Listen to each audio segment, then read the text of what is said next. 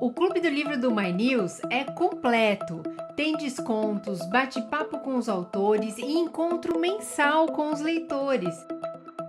Seja membro do My News, vem pro clube. A nossa convidada hoje está morando em Portugal. Seja bem-vinda ao almoço do My News, Flávia Freire. Obrigada, é um prazer, Thaís, estar aqui com vocês. Prazer é todo nosso. A Flávia é a mais nova integrante da equipe do My News. Ela vai trabalhar no My News Portugal. E antes da gente começar, eu quero mostrar um trecho de um vídeo que a Flávia fez em uma vinícola em Portugal para deixar a gente morrendo de inveja. Depois de muito trabalho, a vindima chegou ao fim. Hoje vai ser a festa de encerramento, que começa com uma missa de agradecimento.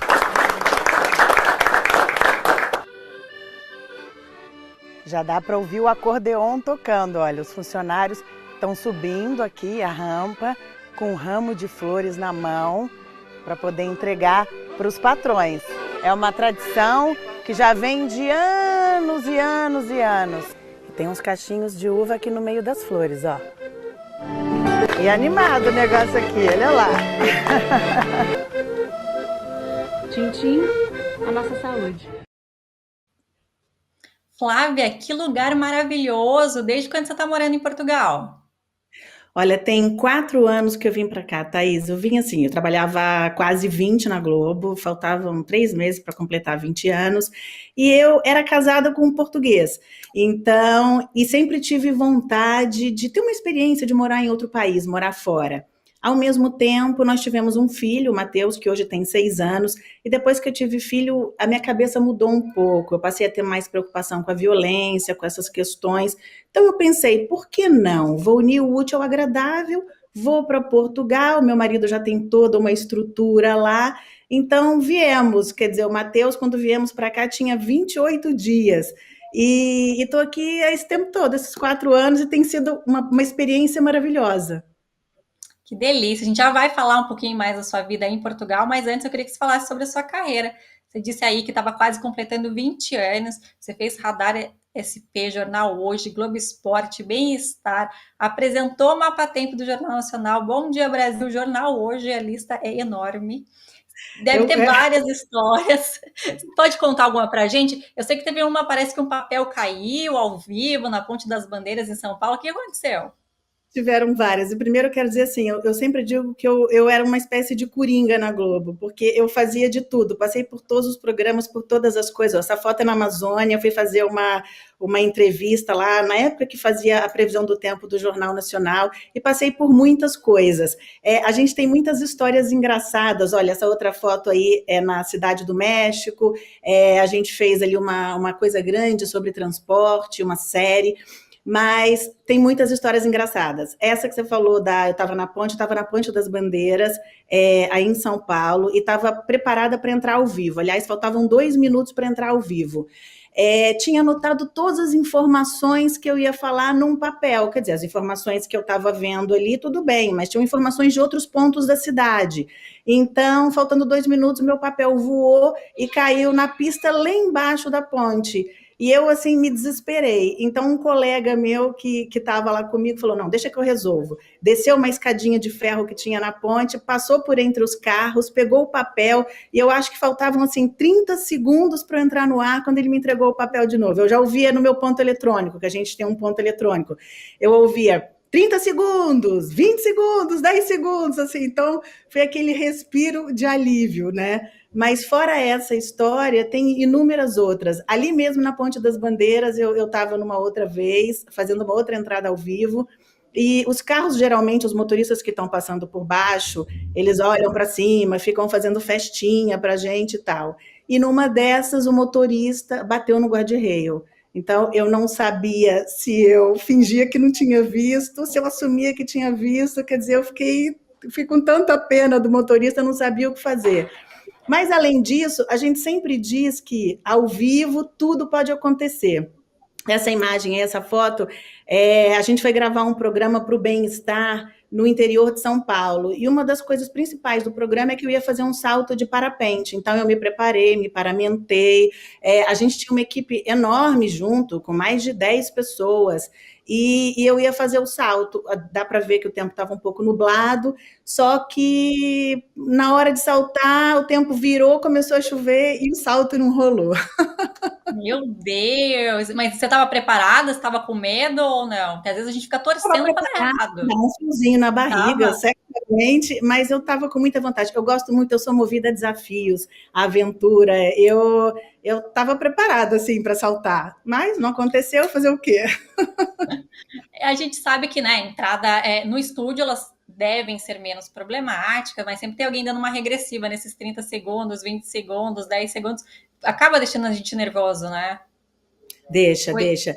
Aliás, eu vou te falar que assim, uma das razões por eu ter largado o jornalismo quando vim para cá era exatamente assim, porque a gente vive o tempo todo sobre essa ansiedade, essa tensão. Tem sempre alguém falando com a gente no ponto eletrônico. E no jornalismo, todas as entradas são ao vivo, seja da rua, seja do estúdio. São poucos os programas que são gravados, né? Quase tudo que a gente faz é ao vivo. Então, era o tempo inteiro com ponto eletrônico, 30 segundos, 20 segundos, 10 segundos, aí entra no comercial, aí volta, aí vai voltar do comercial. 30 segundos para voltar, 20, 10. Então, assim, a gente vive na contagem regressiva. E eu queria descansar um pouco disso. Por isso eu parei um pouco com o jornalismo. E quer dizer que você já queimou um bolo ao vivo, Flávia? Que história foi essa? Pois é, e assim, como eu te falei, tudo pode acontecer ao vivo, né? Nós preparamos um programa do bem-estar e uma das coisas principais do programa era, eu diria que era 2/3 do programa era a gente fazendo um bolo de chocolate. E no final das contas o bolo de chocolate queimou.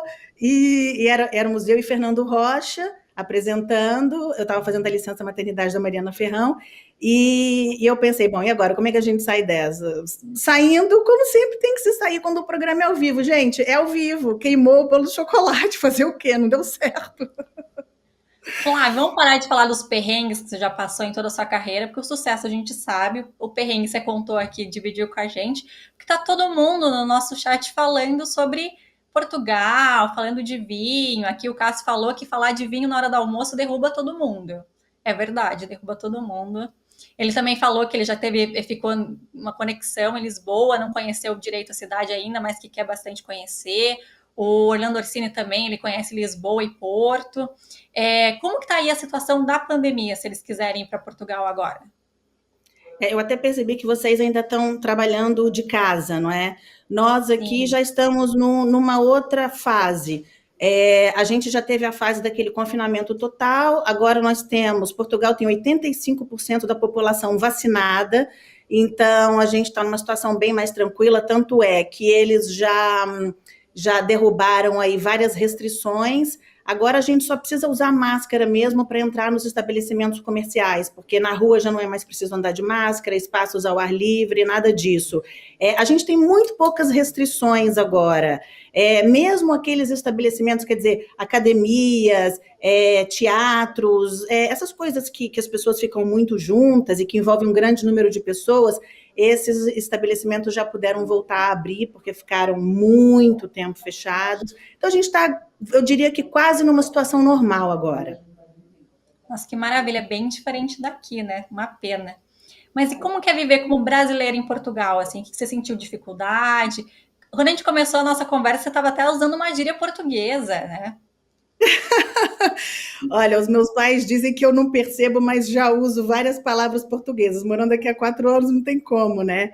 Mas o português é muito acolhedor, é um povo que adora os brasileiros, eles sabem receber muito bem. Então, eu sempre me senti muito acolhida aqui.